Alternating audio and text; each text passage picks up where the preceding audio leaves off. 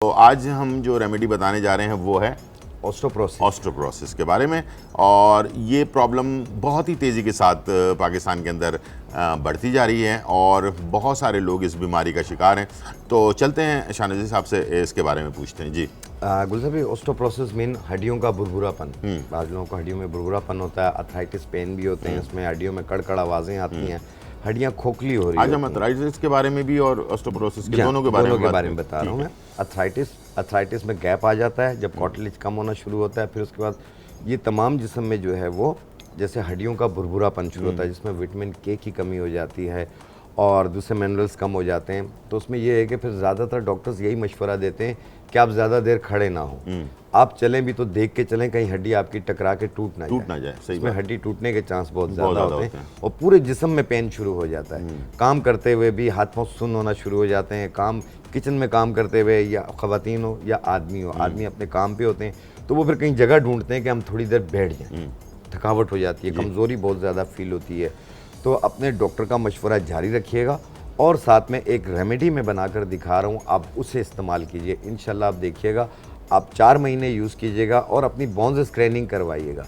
आपकी जो ऑस्टियोपोरोसिस की शिकायत है वो कितनी ख़त्म होगी, आपकी बोन्स कितने मजबूत होंगे। ठीक है, तो ये रेमेडी दोनों पे काम करेगी? ये अर्थराइटिस में भी काम करेगी, ये सर्वाइकल में भी काम करेगी, और जो बॉडी पेन होता है उसके अंदर भी ये काम पूरे करेगी? जिस्म के दर्दों को ख़त्म करेगी और तमाम जिस्म की ताकत के लिए भी बहुत ज़्यादा ज़बरदस्त।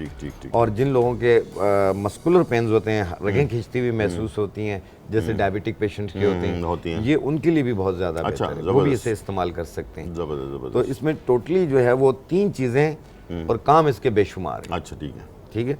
जो इसमें जो सबसे पहली चीज़ है वो ये है गोंद फुलाई।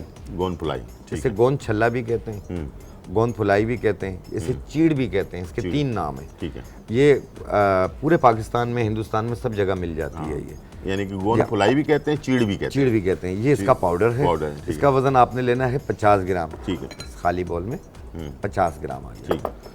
दूसरी चीज़ है ये है चॉप चीनी। ठीक है। चॉप चीनी कई बार इसका जिक्र किया हमने। ये इसका पाउडर है। इसका वजन भी आपने लेना है 50 ग्राम। ठीक है। ये सुमलू है। जी हाँ। ठीक है। इसके दूसरे बेनिफिट्स ये आते हैं, ये एंटी कैंसर भी है। इसके अलावा ये हड्डी टूट जाती है उसमें भी काम आती है, और दूसरा हड्डियों को मजबूत करना और रगों में जो वेरिगोन्स वेन्स हो जाती हैं ये उसको भी ठीक करती है। इसका वज़न भी आपने लेना है 50 ग्राम। ये इसका पाउडर आ गया 50 ग्राम। ठीक। इनको मिला के ऐसे बारीक पाउडर बना लें। ठीक है। और इसकी एक छोटी चाय वाली चम्मच दिन में 2 मरतबा, सुबह नाश्ते से पहले, रात खाने से पहले, 1 कप दूध या पानी से, ये कंटिन्यू इस्तेमाल करेंगे 4 महीने तक। आप देखना आपकी हड्डी मजबूत हो जाएगी। आप चलेंगे फिरेंगे, थकेंगे नहीं। लंगड़ा के चलते हैं, बैठ जाते हैं, हड्डियों में कड़कड़ आवाज़ें आती हैं, ये उनके लिए भी बहुत बेहतर है। ठीक। एक दफ़ा नाम दोबारा से हम रिपीट कर देते हैं। इसमें टोटली 3 चीज़ें हैं। इसमें हमने जो सबसे पहली चीज़ डाली है वो गोंद फुलाई डाली है। गोंद फुलाई 50 ग्राम, सुमलू बूटी 50 ग्राम, चॉप चीनी 50 ग्राम। ये तीनों मिला के ऐसे बारीक पाउडर बना लें। ठीक है। और एक छोटी चाय वाली चम्मच सुबह नाश्ते से पहले और दूसरी चम्मच रात खाने से पहले, 1 कप दूध या पानी के साथ 4 महीने तक 4 महीने तक इस्तेमाल करना है। ठीक है। फ़ायदा तो 1 महीने में ही हो जाएगा, काफ़ी रिलीज़ होगा, दर्द में आराम होगा, चल रहे फिर रहे होंगे, सब कुछ सही रहेगा। तो ये 4 महीने में मुकम्मल क्योर हो जाता है। यानी कि हड्डियों का भुरभुरापन, हड्डियों में जो तकलीफ होती है, पूरे बॉडी में पेन जो होता है उसके लिए पेन होता है। इसके अलावा अर्थराइटिस में भी काम करती है, ऑस्टियोआर्थराइटिस हो, इसमें भी सारी चीज़ों में। और अगर कहीं पर रगों का गुच्छा वगैरह बन गया है ये उसको भी ख़त्म करती है। ठीक है ना। और नसों में जो खिंचाव वगैरह होता है उसको भी दूर करेगी। और दूसरा इसके साथ एक अमल ये करना है आपने कि ये है गोंद छुआरा। ये खजूर के दरख्त का गोंद है। ठीक है। ये तो छोटे छोटे पीसेस में भेज दिए उन्होंने, हालांकि इसका बड़ा पीस भी आता है। और इसे पहले साफ करें, इसमें मिट्टी तिनका बहुत होता है। अच्छा, ठीक है। ये खजूर के दरख्त का गोंद होता है। इसको आप, तरीका ये है कि जितना पीस होगा उतना पानी के अंदर डिप कर दें, फिर इसको पकाएं। ठीक है। इतना पकाएं कि ये शहद की तरह बन जाए। अच्छा। फिर वो जो पानी जल जाए और ये रह जाए, इसे छान लें आप। ठीक है। छान के जो इसका गोंद होगा वो एक प्याली में रख लें, उसमें से 1 चम्मच 1 गिलास दूध में मिला के 1 टाइम रोज़ाना पिएं। और ये भी 4 महीने तक इसके साथ इस्तेमाल करें। आपको अल्लाह पाक किसी डॉक्टर हकीम की मोहताजी में नहीं लाएगा। ठीक ठीक। इतनी अच्छी हो जाएगी, इतनी फ़ायदेमंद चीज़ है। ठीक ठीक। क्योंकि इसमें विटामिन के और इसमें विटामिन डी काफ़ी चीज़ें पाई जाती हैं, जो मिनरल्स का खजाना है ये, यानी कि पोटाशियम भी है, आयरन भी है। खजूर का गोंद, खजूर का गोंद, खजूर के दरख्त से जो निकलता है गोंद, ठीक है, ये उसका ये है। इसको यानी कि आपने पानी में डाल के पकाना है, पहले पानी में डाल के पकाएं कि ये बिल्कुल जेली की तरह नरम हो जाए, नरम हो जाए, और जो पानी जल जाए और ये रह जाए, फिर इसको आप कपड़े में छान लें किसी प्याली में डाल के, जो मिट्टी वगैरह होगी, तिनके होंगे, वो कपड़े में आ जाएंगे और आपका गोंद जो है कप में चला जाएगा। फिर वो फ्रिज में रख लें, कहीं पे भी रख लें, उसमें से 1 चम्मच 1 गिलास दूध में मिला के 1 टाइम रोजाना पिए, ठीक, किसी भी वक्त पिए। ठीक ठीक ठीक। आप देखिएगा, आप 2-4 दिन पिएंगे, आपको खुद फील होगा कि मैं कुछ खा रहा हूँ, मैं काफ़ी एनर्जी आ रही है मुझ में और एक्टिव रहने लगे। ये यानी कि शुगर पेशेंट वगैरह भी ले सकते हैं? ये शुगर पेशेंट भी ले सकते हैं। मीठा होता है? मीठा नहीं होता, फीका होता है। फीका होता है, फीका होता है, ये ठीक है। गोंद होता है, गम होती है ये। खजूर का गोंद है लेकिन फीका होता है। फीका होता है ये। ठीक ठीक। जैसे खजूर मीठा होता है, ये उसी दरख्त से निकलता है लेकिन फीका होता है। जैसे आम का दरख्त होता है, आम मीठा भी होता है, खट्टा भी होता है, लेकिन उसका गोंद जो है वो फीका होता है। ठीक ठीक।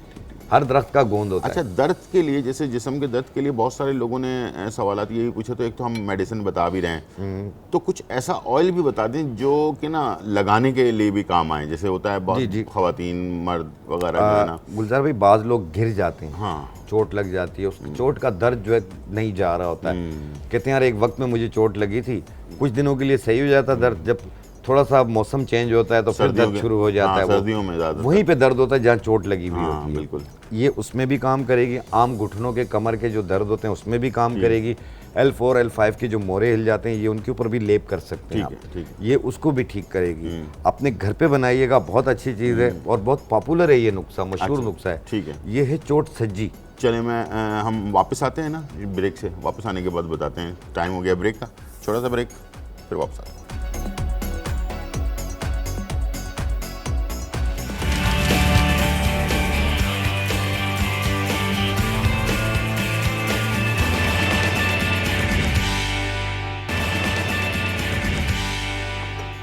वेलकम बैक नाज़रीन, और यहाँ जो है बहुत ही इंपॉर्टेंट चीज़ पर डिस्कशन हो रही है। मुझे उम्मीद है कि आपके पास पेन और कागज़ होगा मौजूद और आप लिख रहे होंगे, और इसलिए कि ये चीज़ें लिखना बहुत ज़रूरी है ताकि ये आपके भी काम आ सके और आप किसी और को भी बता सकें और उसको जो है फ़ायदा पहुँचा सके। ठीक है जी।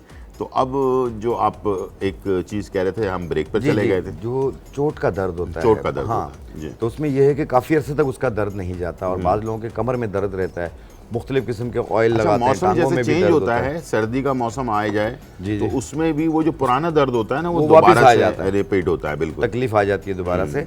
तो ये उसको भी ठीक करेगी, ये दर्द को खींच के निकालती है। ठीक है। तो उसमें जो सबसे पहली चीज़ है वो ये है चोट सज्जी। चोट सज्जी, चोट सज्जी इसका नाम है। ये इसका पाउडर है। ठीक है, ठीक है। ये आपने 1 चम्मच लेना है। ठीक है, इसका पाउडर। ठीक है।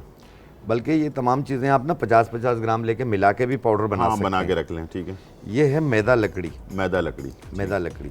ठीक है। ये इसका पाउडर है, ये भी 1 चम्मच। ठीक है। और ये है आंबा हल्दी। आंबा हल्दी, ठीक। आंबा हल्दी, ये हल्दी की एक किस्म होती है, एक किस्म आंबा हल्दी। ये इसका पाउडर है, ये भी आपने लेना है 1 चम्मच। इसको ऐसे मिला लें। ठीक है। और फिर उसके बाद इसमें आपने चूल्हे पे रख के इसको थोड़ा गर्म करना होगा। इन तमाम को मिला के पेस्ट बना लें। ये तेल किस चीज़ का है? ये है सरसों का तेल। सरसों का तेल, सरसों का तेल, सरसों का हो या तिल का तेल हो, उसमें इसका पेस्ट बनाएंगे आप। ठीक है। और फिर इसको अपने चूल्हे पे रख के गर्म कर लेना है। ठीक है। और थोड़ा सा नरम बनाएंगे इससे। ठीक है। जब ये थोड़ा सा जल जाएगा ना, तो एक स्मेल सी उठेगी इसकी। ठीक है। फिर इसे उतार लें और मुतासरा जगह पे इसे ठंडा करके लगाना है आपने, गरम गरम नहीं लगाना है। ठीक है। इस तरह लेप बनेगा, थोड़ा सा कपड़े के ऊपर लगा के और थोड़ा मुतासरा जगह पे लगा के बांध दें। हाँ। रात को सो जाएं, सुबह नहा लें। रोजाना 1 टाइम करना है। पहले दिन करेंगे सुबह तक काफ़ी आराम होगा, उसके अगले दिन और आराम होगा। ये 1 हफ्ते में, 7 दिन में, 10 दिन में मुकम्मल ठीक कर दें। ठीक है इंशाल्लाह। जो चोट का दर्द होता है, इत्तेफाक की बात है, मेरे सवाल था यही मेरे जहन में जी जी, कि मैंने कहा लगाने के लिए कोई ऐसी चीज़ होनी चाहिए जो पुराना दर्द जो है उसको खींच कर निकाल दे। ये हड्डी मड्डी में से दर्द को निकालता है, जैसे चोट का दर्द हो या L4 L5 का दर्द हो, या बाज लोगों के टांगों में खिंचाव महसूस होता है, घुटनों में भी दर्द रहता है, ये घुटनों पे भी लगा सकते हैं। ठीक है, आप इन तीनों चीज़ों का नाम एक दफ़ा दोबारा से बता दीजिए। इसमें जो सबसे पहली चीज़ डाली हमने वो चोट सज्जी। चोट सज्जी, ठीक है। ठीक है। दूसरी चीज़ हमने डाली इसमें आंबा हल्दी। आंबा हल्दी, आंबा हल्दी। और ये हमने डाली है मैदा लकड़ी। मैदा लकड़ी, ठीक है। ये तीनों चीज़ें 50-50 ग्राम लेके मिक्स करके ना ऐसे पाउडर बना लें। ठीक है, बन गया। ठीक है। फिर इसमें से 1 चम्मच लिया बड़ा भर के, चूल्हे पे रखा और थोड़ा सा तेल डाला सरसों सरसों का का, तेल। उस पे मिला के आप गाढ़ा सा पेस्ट बना लिया। पेस्ट बना लें। इसको पका लें थोड़ा सा, बिरिया हो जाए, फिर इसे उतार लें। उतार के फिर ठंडा कर लें, फिर मुतासरा जगह पे लेप कर लें, ऊपर कपड़ा लगा दें, घुटने थोड़ा पे, कपड़े पे भी कमर लगा दें, में, कांधे में, जहाँ कांधे पर भी में, दर्द कहीं हो पे रहा है भी दर्द लगाकर बैंडेज बांध लें। बैंडेज बांध रात को लगा लें, सुबह धो लें। सुबह